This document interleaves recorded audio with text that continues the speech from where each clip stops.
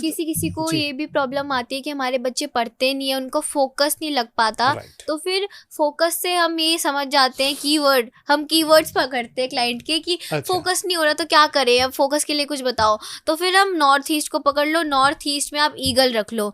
Eagle का main motive क्या होता है, ईगल अपनी आंखों से ही ना अपना शिकार ढूंढ लेता है, अरे इसको ही पकड़ना है, तो फिर वो उससे फिर बनाते हैं हाँ, इसलिए हम कहते हैं कि ईगल को अपने नॉर्थ ईस्ट डायरेक्शन में रखो, जो है हमारा मेंटल क्लैरिटी का जोन, नॉर्थ ईस्ट। तो अगर वहाँ पे अगर आप ईगल रख लोगे ना तो आपके बच्चे पढ़ने लग जाएंगे। क्या बात है। और स्टडी टेबल के लिए आप बताओ।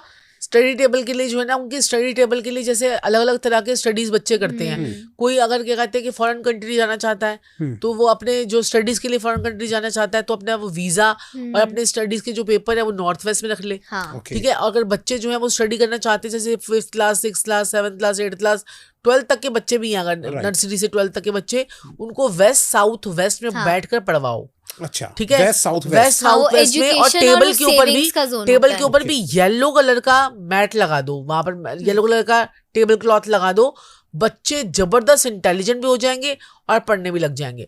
और दूसरा क्या कहते हैं कि तीसरी डायरेक्शन, जैसे कई लोग जो है आईएएस की तैयारी कर रहे हैं, आईपीएस की तैयारी कर रहे हैं या यूपीएससी की तैयारी कर रहे हैं, उनको नॉर्थ में बैठकर पढ़ना चाहिए। वो वेस्ट साउथ वेस्ट में पढ़ेंगे नहीं, वो नॉर्थ में बैठ के पढ़ेंगे, तभी उनका काम जो है वो होगा। और जितने लोग भी अगर जो है कोई स्किल से रिलेटेड काम कर रहे हैं, जैसे कि आपकी स्किल है ये पॉडकास्ट, तो जो फैशन डिजाइनिंग वाले की फील्ड का है फैशन डिजाइनिंग, तो आपको अपनी स्किल से रिलेटेड कोई अपने टूल, तो आपकी जो टूल किट है, जैसे कि आपके ये माइक हो गए और आपके जो है और भी चीजें जो ऐसे लाइट्स हो गई, कैमरास, तो ऐसे लोगों को अपने टूल्स जो हैं वो वेस्ट साउथ वेस्ट में रखने से उनके जीवन में वो ग्रोथ ही होती है।